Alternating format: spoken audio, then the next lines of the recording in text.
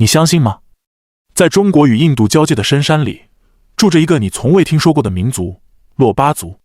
他们不上锁，不用钱，把逝去的亲人吊挂在树上，把老鼠当作节日美食。更神奇的是，他们的古老传说里没有洪水这个词。在世界所有民族都记载过史前大洪水的时候，只有他们从未听说过。一条边境线把他们一分为二，99%的族人如今生活在印度控制区，而在中国只剩不到4000人，靠国家补贴与迁徙定居勉强维持。婚前试住，杀鸡测缘分，3妻共侍一夫，女性也可代行家庭权利。他们的生活就像一部现实版的原始纪录片，藏在中国最深的森林边界。本期我们就走进这个正在逐渐消失的神秘民族，看看他们如何在冲突、信仰、贫穷与传统之间活出一条最野性的生存方式。52岁的扎西站在自家院子里，指着木质厢房中挂满的动物皮章，眼神中带着一丝怀念。这位曾经村里最出色的猎人，最厉害时一天可以捕猎3头藏羚牛。如今，这些兽皮成了他自建的猎人博物馆的展品，而他自己早已从最后的猎人变成了一名护林员。但你绝对想不到，这个最后的猎人扎西曾经一天能捕猎3头藏羚牛。珞巴族男子的狩猎装备充满了原始智慧，头戴熊皮压制的圆形帽子，能让利刃直接划过保命；腰挎双刀，短刀近战，长刀远攻，刀刃上涂有用野生植物配制的毒药，以确保猎物无法逃脱。正是凭借这些装备和世代传承的技艺，扎西才能成为村里最出色的猎人。但扎西的故事只是珞巴族原始生活的一个缩影。直到20世纪中期，当世界进入工业时代时，他们依然刀耕火种，结绳记事，是真正的人类活化石。而更令人震撼的是，这个古老民族还保持着现代社会几乎绝迹的淳朴道德风尚，称为不上锁的民族。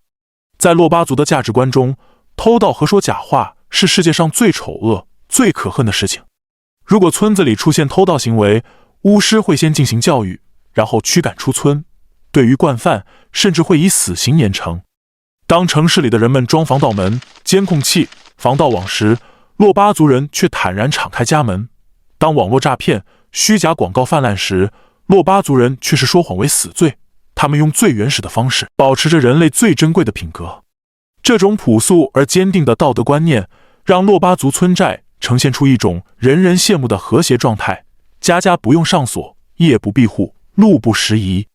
珞巴族的狩猎传统更是充满了原始的壮观色彩。他们通常3-4个人一组进行集体狩猎，一次要在森林里待1个多星期。所有猎获的野物，无论大小，都会在全村进行平均分配，体现了原始共产主义的分配方式。这种有福同享的传统，强化了部落内部的团结和凝聚力。然而，这个古老民族的命运在上世纪90年代发生了根本性的转变。随着野生动物保护法的实施，2000年，扎西和村民们主动上交了猎枪，告别了延续1000年的狩猎生活。从最初的不舍和困惑，到逐渐理解保护自然的重要性，珞巴族人做出了艰难的选择。但问题随之而来，不能打猎了。这个世世代代以狩猎为生的民族该如何生存？除了狩猎，他们几乎什么都不会。而要理解珞巴族如何适应这种巨变，我们首先需要深入了解他们独特的精神世界。在这里，死亡不是终点，而是另一种形式的重生。在波密县城南面6公里的卓龙沟，隐藏着一个惊人的秘密：150具早逝生命的遗体悬挂在参天古树之间。走进这片被当地人称为圣地的原始森林，你会看到各种心碎的场景。有的孩子装在精美的红木箱里，有的只是简陋的塑料袋，有的甚至用父母背孩子的小背篓。贫富差距在死亡面前如此真实而残酷。珞巴族的树葬有着严格的适用对象，主要是不满1周岁意外逝去的生命。在珞巴族的观念中，这些还未满周岁的孩子还没有在这个世界上做任何罪恶或善良的事情，他们的灵魂是纯洁无瑕的。因此，他们不能采用普通的土葬方式，而是要通过树葬的方式获得重生。树葬的过程既庄重，又充满了父母深深的爱意。珞巴族人会将夭折的孩子装入各种容器，富裕家庭用红木箱、樟木箱，普通家庭用塑料桶、布袋，有些用孩子生前的小背篓，甚至现代行李箱。这些容器被悬置于古树的枝杈上，或绑缚在树干上，任其自然风化。在卓龙沟的树葬区，大概有150具这样的小小遗体，静静地悬挂在参天古树之间。走在其中，你能看到很多细节，有的木箱因为年代久远，已经与树木融为一体，长满了青苔；有的容器里放着孩子生前喜爱的小玩具，如小熊、小兔子；有的树枝上还挂着父母留下的首饰，仿佛在无声地陪伴着这些小生命。可有些家庭因为过于简陋的包装，时间一长，容器破损，小小的遗体便掉落在地上，让人不禁感叹人生的无常和贫富差距在生死面前的真实体现。珞巴族人相信，人虽然死了，尸体腐烂了，变成了虫子，但灵魂却去了极乐世界，变成了另一种有精灵的东西。他们希望这些孩子的灵魂能够吸收大树的精华，在轮回中早日投生，快速投生，变为富人和好人。最重要的是，他们期盼孩子们下一世能够像大树一样茁壮成长，再也不会遭受夭折的痛苦。更引人注意的是，卓龙沟深处还隐藏着一位与众不同的守护者，一位40多年从未下山的老喇嘛。他独自在这片原始森林中守护着这些孩子们的灵魂，定期收敛那些因年代久远而从树上掉落的小小遗骨。当地人说，每当夜深人静时，都能听到他为孩子们念经超度的声音在林间回荡。树葬只是珞巴族丧葬体系的一部分，他们根据死者的年龄和身份，采用4种不同的丧葬方式，每一种都承载着他们对生死轮回的深刻理解。10种葬式又一种丧葬方式，他们会在地面挖掘墓坑，将死者安葬后，用精心挑选的石块在地面堆砌成高大的木冢。这些石冢往往建在村寨附近的高地上，既便于后人祭拜，又象征着死者永远守护着家园。有些重要人物的石冢甚至会堆砌得如小山一般雄伟，成为当地的地标。不过，这里还有一种更直击人心的方式——崖葬。在雅鲁藏布江两岸的绝壁峭壁上，密布着无数个诡异的石室，这些悬在半空中的天上坟墓，是珞巴族最古老的丧葬传统。制作一个悬崖墓穴需要极高的技艺和勇气。珞巴族人会选择最险峻的悬崖峭壁，用原始工具在岩壁上凿出深约2米、宽约1米的石室。死者被安放其中后，用精心切割的石块垒墙封闭洞口，最后在外层涂抹特制的泥浆，使其与岩壁浑然一体。从雅鲁藏布江对岸远望，这些悬崖墓穴星星点点分布在100米高的峭壁上，宛如镶嵌在天际的神秘符号。有些家族世代选择同一处悬崖进行安葬，形成了壮观的家族墓葬群。由于位置极其险峻，即使是最灵巧的野兽也无法攀爬到达，因此这些悬崖坟墓成为了最安全的永恒安息之地。珞巴族人认为，选择悬崖葬的死者能够永远俯视和守护着下方的村寨，他们的灵魂将化作山峰，时时刻刻庇佑着后代子孙。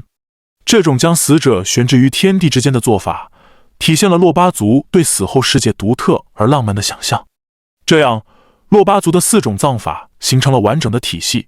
树葬给未满周岁的夭折婴儿，希望来世茁壮成长；石冢葬在地面堆砌石块形成墓冢；崖葬让死者永远守望故土；土葬则是普通成年人的最终归宿。珞巴族对死亡的态度体现了他们朴素而深刻的哲学观念。在他们看来，死亡并不是生命的终结，而是另一种形式的开始。这种生死观念深深影响着他们的日常生活。他们敬畏自然，崇拜万物有灵，相信世间的一切都有着奇妙的联系。在珞巴族的信仰体系中，世间的一切，山神、树神、风雨雷电，都被视为有灵性的存在，统称为无永。在他们的观念中，这些精灵无所不在，影响着人们生活的方方面面。更引人注意的是，珞巴族很可能是世界上唯一没有大洪水记忆的民族。几乎所有的古代文明，从巴比伦的史诗到中国的《山海经》，从墨西哥的神话到圣经中的诺亚方舟，都记载着史前大洪水的传说。但在珞巴族的口述历史中，却完全没有关于大洪水的任何记载。这个现象背后有着深刻的地理原因。珞巴族的居住地位于喜马拉雅山脉东部的高山峡谷中，四周群山环抱，形成了一个天然的避风港。正是这种与世隔绝的地理环境，让他们既躲过了史前大洪水的影响，也完整保存了最原始的文化传承，成为真正的人类文明活化石。要想真正了解这个古老民族保存的原始文化，我们必须亲自走进他们的村寨，走过横跨在湍急江河上的藤网桥，这些悬在50米高空、长达150多米的藤条建筑，我们来到了珞巴族的家园。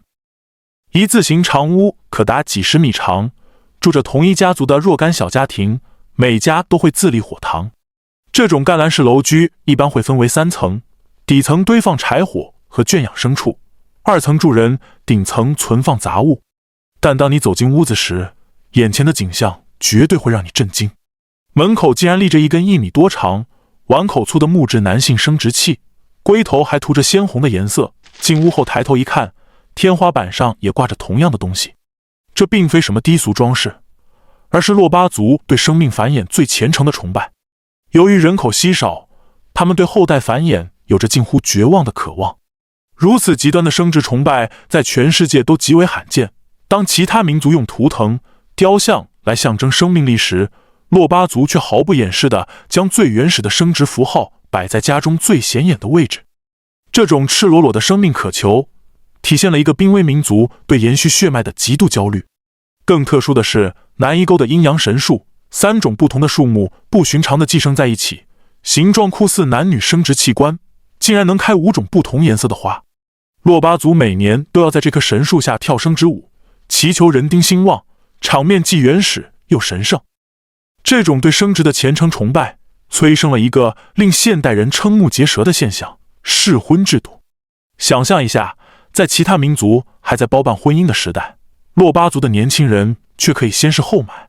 男方要先到女方家住上3年，2人可以充分了解彼此的性格、能力和相处模式，合适就结婚，不合适只需赔偿一些财物就能和平分手。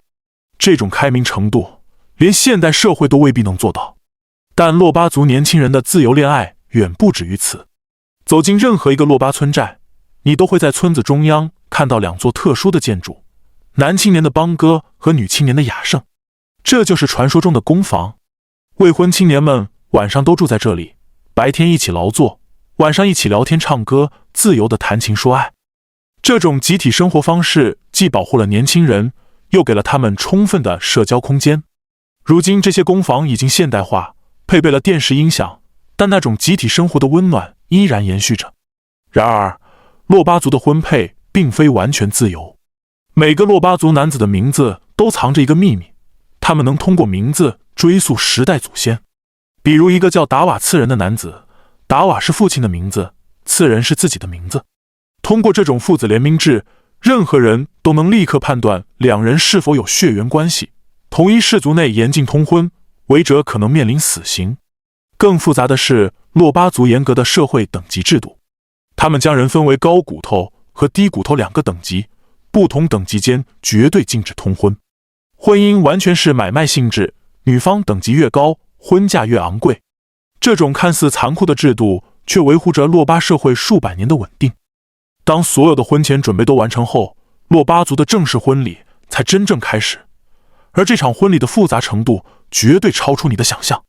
首先上演的是扒飞仪式，新娘要用双手掰开鸡嘴，新郎操刀割鸡脖子取血，然后将鸡血洒在地上。这种血誓般的仪式，象征着2人从此一心一意，生死与共。但真正的高潮是3次杀鸡占卜仪式。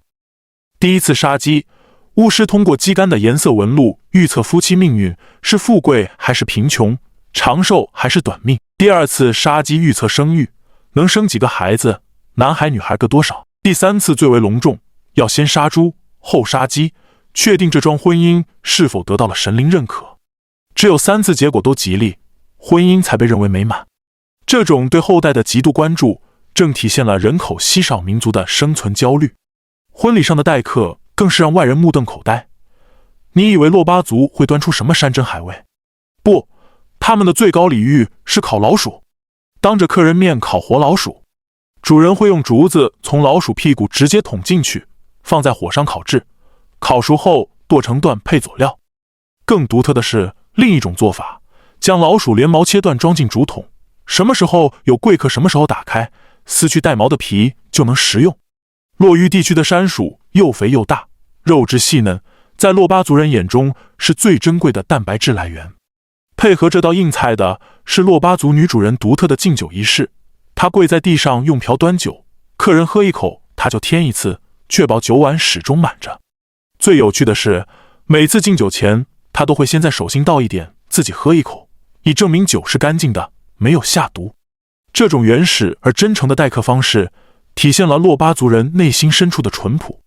即使婚后，珞巴族的特殊制度仍在继续。当丈夫不幸去世后，遗孀往往会被丈夫的兄弟继承，这就是转房制度。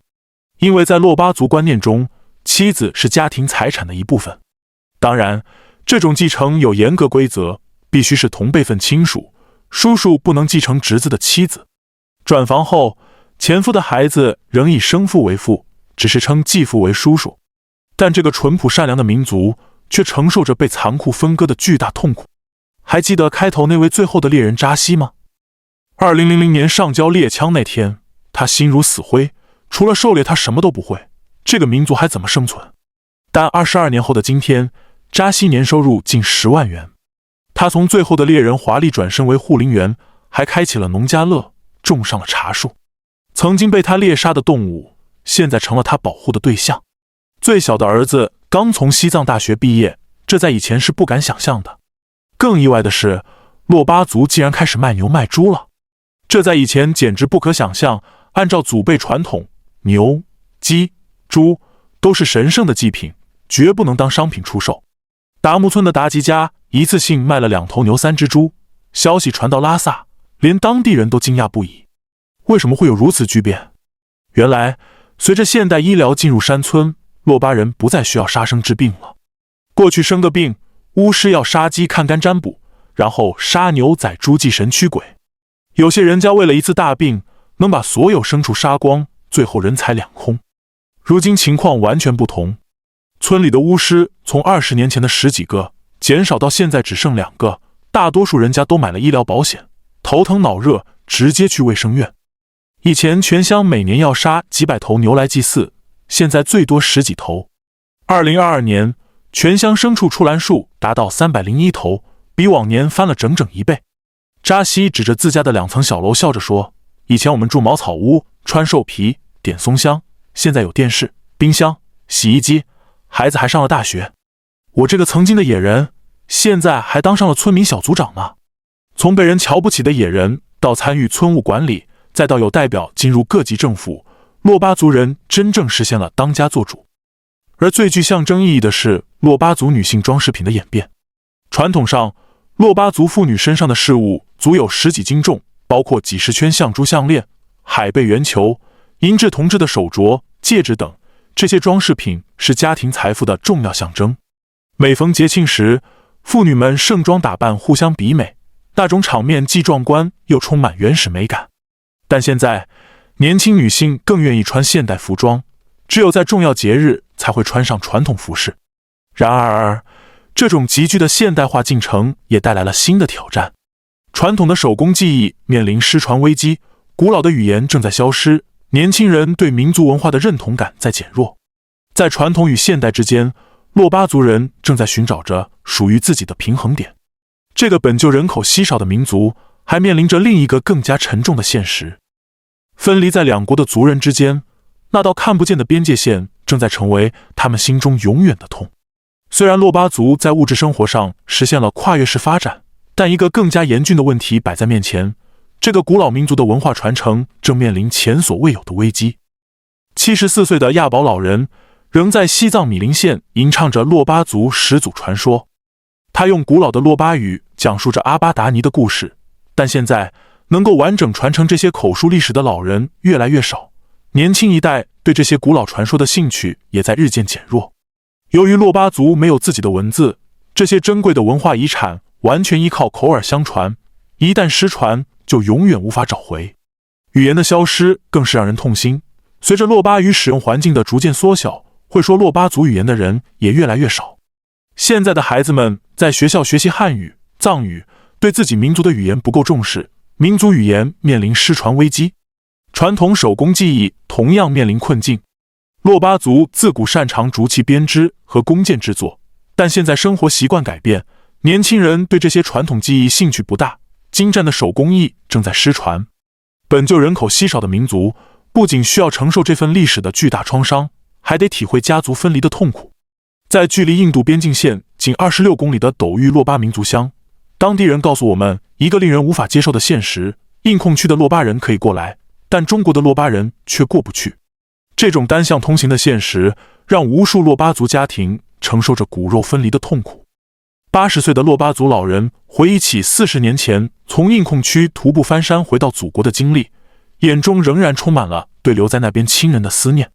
他说自己有2个弟弟还在印控区，虽然想念他们，但由于各种原因无法相见。在中印边境地区，经常可以看到这样的场景：印控区的珞巴人冒险翻山越岭来到中国境内，携带着麝香、熊胆、虫草等珍贵药材进行边境贸易，和中国这边的珞巴族人进行以物易物的交换。这种贸易不仅是经济交流，更是情感纽带的维系。同一家族分居2国，兄弟姐妹数十年无法相见，这种分离的痛苦深深刻在每个珞巴族人的心中。一条麦克马洪线将原本完整的民族一分为2，让近40万珞巴族人生活在印度控制区，而中国境内仅有4000多人。这种人为的分割比任何自然灾害都要残酷。文化纽带成为维系分离族人的重要桥梁。尽管分居2国，但珞巴族人仍然保持着共同的语言、习俗、图腾崇拜和宗教信仰，这些都成为连接两地珞巴族人的精神纽带。面对文化传承的危机和民族分离的现实，中国政府正在积极行动。珞巴族传统服饰、始祖传说、刀舞等已被列入各级非物质文化遗产名录。珞巴民族文化展厅相继建立，民族学校也开设了珞巴语言课程。更值得开心的是，国家对这个人口最少民族给予了特殊关怀。政府投资数亿元建设珞巴新村，从墨脱扎莫公路的通车到达木村高标准农田改造，从免费教育医疗到产业扶持政策，让珞巴族实现了从深度贫困到全面小康的历史性跨越。如今的达木村人均收入超过 2.2 万元，已经超过了西藏农牧民平均水平。告别狩猎后，珞巴族人种起了茶叶，办起了农家乐，连山林都成了他们的聚宝盆。达木村的茶叶种植面积已达400多亩，预计年收入超过100万元。民族文化也在传承中焕发新的活力。珞巴刀舞在学校里被教授给年轻一代，传统服饰在旅游业中成为致富密码。更让人欣慰的是，珞巴族人开始走出深山，参与到更大的舞台。村里有了自己的人大代表，布姆曲真这样的珞巴族干部还当上了乡长。从被人瞧不起的野人到能为自己民族发声，这个转变太不容易了。珞巴族能有今天，靠的就是这股不服输的劲儿。100多年前被外国人强行分割，但他们从没放弃过对家园的眷恋。